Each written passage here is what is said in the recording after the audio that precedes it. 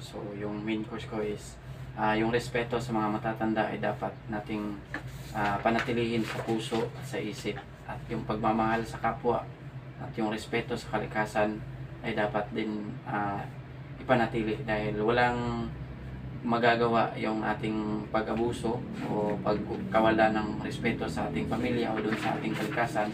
Dahil kung ang magulang naman yung ating pag-uusapan, yan talaga yung tunay na kayamanan. Kung ang hanap mo, treasure, nagbubungkal ka ng lupa para maghukay ng ginto, well, nasa paligid mo na yung ginto, yung magulang mo. Kasi kung hindi dahil sa magulang natin, hindi tayo naisilang dito bilang kabataan. So sa mga matatanda din, kung hindi dahil sa mga matatanda, yan yung main word ko sa treasure. Yung treasure is yung mga matatanda. Kaya na lang sa lola ko. Kaya yun yung pinaparating ko sa tiyahin ko, na sana mahalin nila yung lola ko, na sana wag na nilang abusuhin. At sa mga kabataan naman, dapat ay ipagpatuloy nila yung pag-aaral, dahil kung magpapa-apekto sila sa barkada, wala silang mapupuntahan. Magiging pariwara sila, kagaya sa ibang kabataan ngayon na nasa lansangan. Kaya habang meron pang nagsusupply o nagsusustento sa kanila, meron silang mga scholarship, huwag nilang sayangin, huwag nilang gamitin sa hindi mga magulang maganda. pa na nagpapaaral sa kanila, nagagay sa kanila, dapat Sundin nila. Sundin nila. Kasi kung gagawa tayo ng sarili nating landas, daan, wala din tayong mapupuntahan. Wala tayo. So mas better na sundin natin kung ano yung nararapat na siyang payo ng magulang. Pag-aralin ka, well, mag-aral ka mabuti.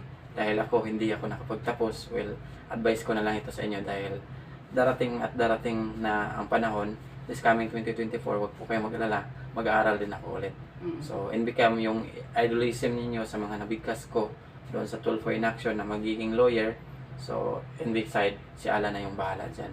Kung ano talaga yung plano niya sa akin, kung yan na ibigay niya, so granted, na salamat na lang din. So, sa mga kabataan naman na pumapasok sa bisyo, abang bago pa kayo dyan sa bisyo, ay sana unti-untiin nyo na ning iwan at lisanin yan, dahil hindi po kayo mabibigyan ng magandang kinabukasan dyan. Kayo lang yung maubusan ng pera. So, instead na magastos kayo dyan sa bisyo, much better na i-invest nyo yan sa sarili nyo. Dahil ang tunay na investment, yung katawan natin, yung hubugin natin, busugin. Dahil kung kulang tayo sa pagkain, kulang tayo sa pagbusog sa ating katawan, wala din tayo. At hindi lang sa pagkain, pati na rin sa spiritual encouragement sa pag-pray natin. Dahil si Allah lang talaga yung nagbigay sa atin ng buhay, so dapat pasalamatan natin siya sa pang-araw-araw nating ginagawa sa buhay.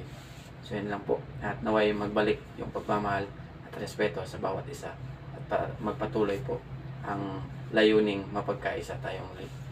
Okay, so ayan po, no? Si Sir Nel J.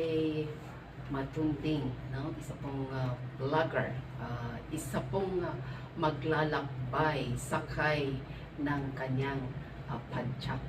Padjak po siya, Padjak, tricycle. tricycle.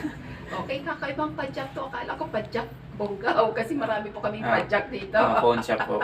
Padjak phone shop. So sa kanya po ay padjak tricycle. Yung bisikleta. Oh, yung bisikleta. Kung sa kasaysayan, yung GMA sa 24 oras sa So how about in sasaksi. terms of financial? Meron bang sumusuporta at sa akin naman sa po iyong is paglakbay?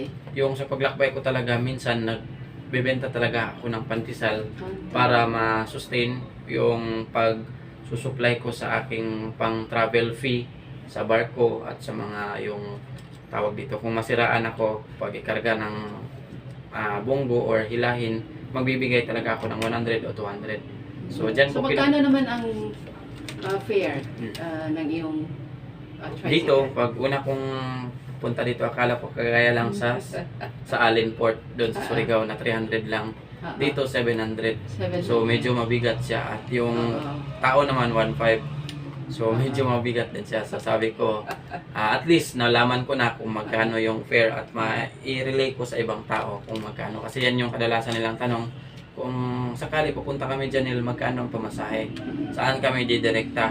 Meron ka bang contact ng tourism? So well, this is advantage kasi ako yung nauna, kumbaga sa taga Bukidnon, na nagpadyak lang. So kung willing silang mag-venture o mag-ikot-ikot dito, meron na silang contact person like me, na pwede kong ma-refer sila sa tourism office, provincial, and also to the municipal.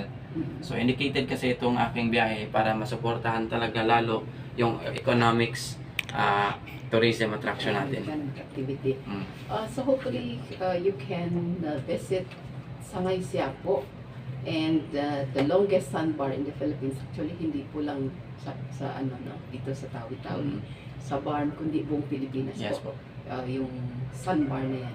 Ano ba yun? Panampangan. Panampangan. Panampangan. Panampangan, and itong parang ano ito, Maldives, Mm. no? Itong Sangay Siapo. Wala bang nag-offer sa'yo na padalhin ka?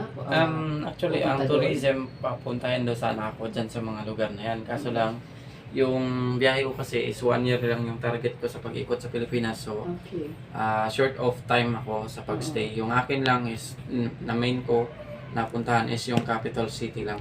Yung Capitolio, tapos yung main na tourist destination daw na nirefer nila is ang Budbungaw.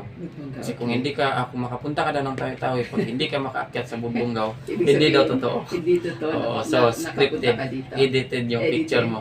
Okay. So, So, yung totoong picture Yes, ang ipopost picture, mo. hindi lang picture, pati na video. Pati na. Pati na yung mga unggoy na nakasalamuha ko doon. Nagdala ka ng saging.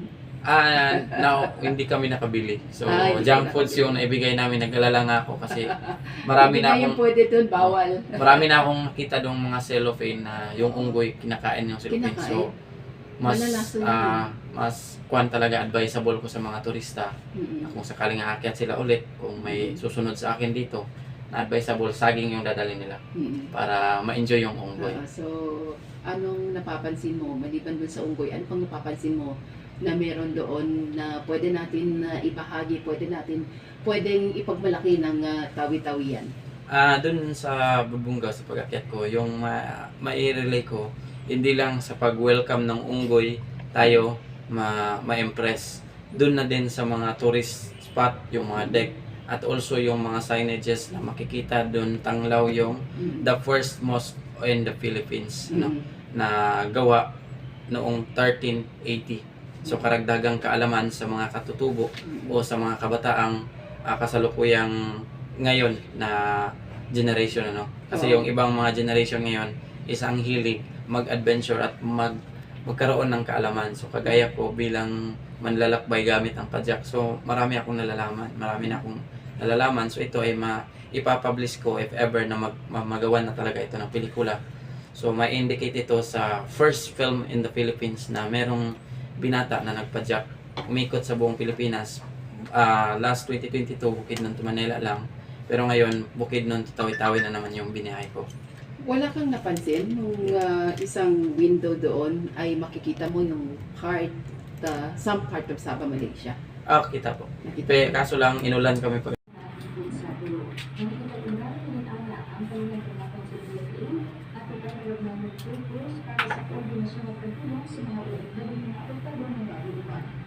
ng dalawang pwersa sa larangan ng mga taktika para ng proseso sa coastal defense. Kabuang 234 na personahe ng Armored Division, Artillery Regiment at Aviation Regiment ang lalabas sa Ay Umbay. naman. Partikular naman gagamitin sa aktividad ang high-mobility Bukidnon, saan banda yun? in the center land of Cotabato, Davao, Cagayan, and Lanao del Norte. Bisaya ka. Yes po. May maraming taga-Bukidnon dito, Adventist. Do you know them? Hindi po masyado kasi O sa Bukidnon man sila. Don Carlos po, yun sa amin. Doon po sa kasalukuyang ginagawang airport sa Bukidnon.